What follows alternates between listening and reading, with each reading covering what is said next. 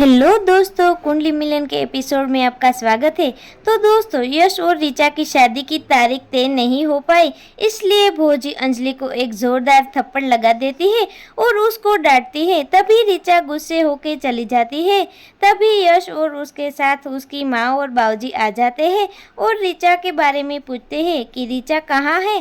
तभी उसकी माँ कहती है कि वो नाराज होकर अपने रूम में चली गई। भोजी ने अंजलि को जब थप्पड़ मारा तो अंजलि को गहरी ठेस पहुंची और दोस्तों गोपाल के सामने बैठकर वो कहती है कि मैं अपने सपने में भी ऋचा का बुरा नहीं कर सकती। यश ऋचा को मना लेता है। यश ऋचा के लिए गिफ्ट में अंगूठी लाता है और ऋचा खुश हो जाती है। ताऊजी घर पर जाते हैं। उसके घर के बाहर मरा हुआ कौवा उसको दिखाई पड़ता है तो वो सोचने लगते हैं कि ये सब सुबह से क्या अनर्थ हो रहा है।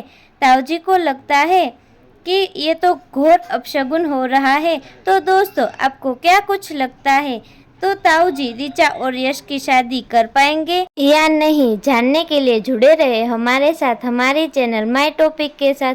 अगर आपको चैनल अच्छी लगे तो लाइक, शेयर एंड सब्सक्राइब कर दीजिएगा।